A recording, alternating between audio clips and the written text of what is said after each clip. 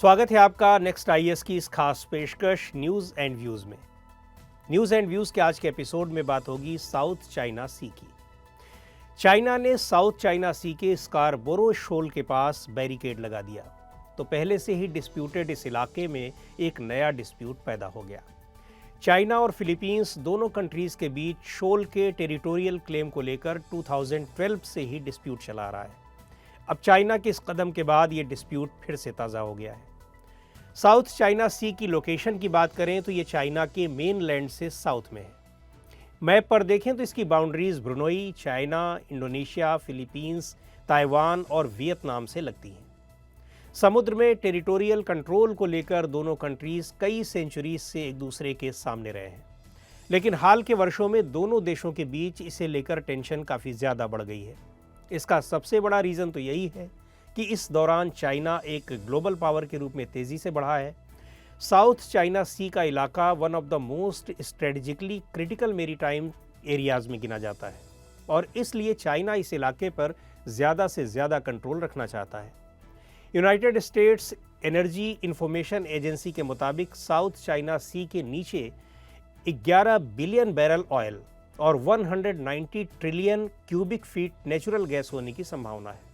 इसके अलावा यहाँ रिच फिशिंग ग्राउंड्स हैं जो आसपास रहने वाले लाखों लोगों के लिए इनकम का मेन सोर्स हैं। United Nations conference on trade and development का एस्टिमेशन है कि 2016 में ग्लोबल ट्रेड का 21% यानी करीब 3.37 ट्रिलियन डॉलर का ट्रेड इसी रास्ते से हुआ था।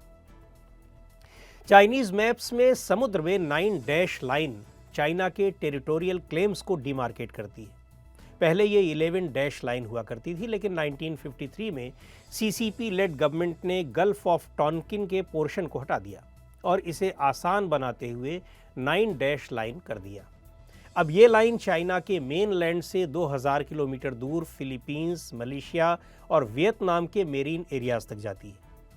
1947 में नेशनलिस्ट कुओमिंगतांग पार्टी की सरकार ने चाइना के इस सो कॉल्ड 9 डैश लाइन वाला मैप रिलीज़ किया था।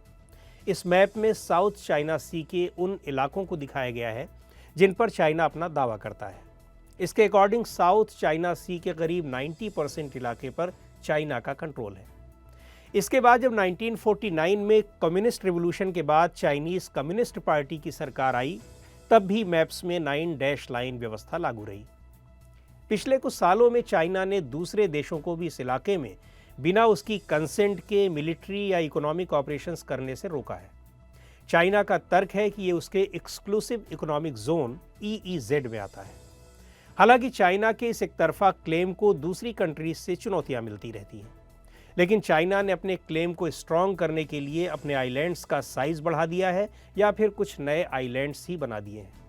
मौजूदा रीफ्स पर रेत जमा करने के साथ ही चाइना ने पोर्ट्स, मिलिट्री इंस्टॉलेशंस और एयर स्ट्रिप्स का कंस्ट्रक्शन भी किया है, खासकर पैरासेल और स्प्रैटली आइलैंड्स पर। इसके साथ ही चाइना के वुडी आइलैंड पर भी फाइटर जेट्स, क्रूज मिसाइल और रडार सिस्टम डिप्लॉय किए गए हैं। दरअसल चाइना इस इलाके पर क्लेम करने के लिए हिस्टोरिकल मेरीटाइम राइट्स का हवाला देता है। चाइना अपने क्लेम को पुख्ता करने के लिए 3000 साल पहले का हवाला देता है, जब चाइना में किंगडम हुआ करता था। चाइना का कहना है कि साउथ चाइना सी में सभी आइलैंड्स उसके हैं और आइलैंड्स के आसपास के 200 माइल के समुद्री क्षेत्र पर उसका अधिकार है। उदाहरण के लिए ह्युआंग आइलैंड के नाम से पहचाने जाने वाला स्कारबोरो शोल फिलीपींस के EEZ के कंट्रोल में आता है, लेकिन चाइना कहता है कि ह्वांगयान आइलैंड को उसके सेलर्स ने 2000 साल पहले डिस्कवर किया था और उसकी मैपिंग की थी। ठीक इसी तरह चाइना पैरासेल और स्प्रैटली आइलैंड पर भी क्लेम करता है और कहता है कि इनके साथ उसका रिश्ता सदियों पुराना है और ये एक समय चाइना के इंटीग्रल पार्ट हुआ करते थे। वहीं वियतनाम का क्लेम है कि वो 17वीं सेंचुरी से इन दोनों आइलैंड्स पर रूल कर रहा है और उसके पास इसके डॉक्यूमेंट्स भी हैं। चाइना के असर्टिव टेरिटोरियल क्लेम्स को चैलेंज करने और इलाके में अपने पॉलिटिकल और इकोनॉमिक इंटरेस्ट्स के लिए अमेरिका ने भी इसमें इंटरवीन किया है। अमेरिका ने इस इलाके में न सिर्फ मिलिट्री एक्टिविटीज़ बढ़ाई हैं, बल्कि साउथ एशिया में चाइना के अपोनेंट्स को वेपन्स भी मुहैया कराए हैं। 2016 में फिलीपींस स्कारबोरो शोल के इशू को लेकर इंटरनेशनल ट्रिब्यूनल भी गया है, जहां ट्रिब्यूनल ने चाइना की 9 डैश लाइन क्लेम को रिजेक्ट करते हुए ये कहा कि चाइना ने फिलीपींस के शिप्स को खतरे में डालकर और मेरीन एनवायरनमेंट को नुकसान पहुंचाकर इंटरनेशनल लॉज का वायलेशन किया है। हालांकि ट्रिब्यूनल का डिसीजन बाइंडिंग होता है, लेकिन इसके एनफोर्समेंट का कोई मैकेनिज्म नहीं है। चाइना ने इस ट्रिब्यूनल की प्रोसीडिंग्स का बायकॉट किया और ये कहकर फैसले को इग्नोर कर दिया कि ट्रिब्यूनल के पास इस इशू की हियरिंग का कोई ज्यूरिसडिक्शन ही नहीं है। अब सवाल उठता है कि ऐसे में इस डिस्प्यूट को कैसे रिजॉल्व किया जाए। वास्तव में जिस तरह से चाइना इंटरनेशनल ट्रिब्यूनल्स के फैसलों को सिरे से रिजेक्ट कर देता है, तो ऐसे में इस डिस्प्यूट का कोई सलूशन फिलहाल दिखता भी नहीं है।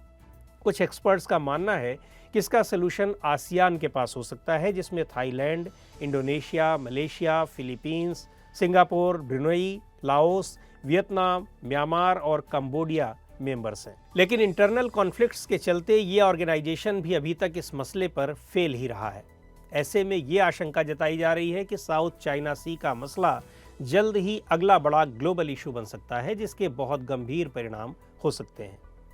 साउथ चाइना सी के इशू से भारत का सीधे तौर पर तो कोई लेना देना नहीं है, लेकिन यहाँ ग्लोबल पावर बैलेंस बनाए रखने के लिए भारत का बड़ा रोल है। भारत के रुख को इसके इकोनॉमिक और डिप्लोमेटिक नज़रिए से समझा जा सकता है। ये दोनों ही भारत की एक्ट ईस्ट पॉलिसी के इंपॉर्टेंट फैक्टर्स हैं। डिप्लोमेटिक नज़रिए से देखा जाए तो भारत इस इलाके में एक रिस्पॉन्सिबल ग्रोइंग पावर के तौर पर दिखना चाहता है, जो कि कंट्रीज़ के बीच अच्छे रिलेशंस की वकालत करता है। भारत का मानना है कि कंट्रीज़ के बीच डिस्प्यूट्स का निपटारा आपसी सौहार्द के जरिए होना चाहिए।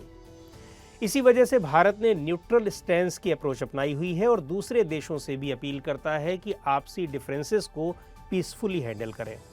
इसके साथ ही भारत ने फ्रीडम ऑफ नेविगेशन और एक्सेस टू रिसोर्सेज के लिए एक कोड ऑफ कंडक्ट बनाने का भी सजेशन दिया है। तो आज के इस एपिसोड में इतना ही। अगले एपिसोड में फिर मिलेंगे एक नए टॉपिक के साथ। आपको ये प्रोग्राम कैसा लगा कमेंट करके हमें ज़रूर बताएं। आप अपने सुझाव भी हमें भेज सकते हैं।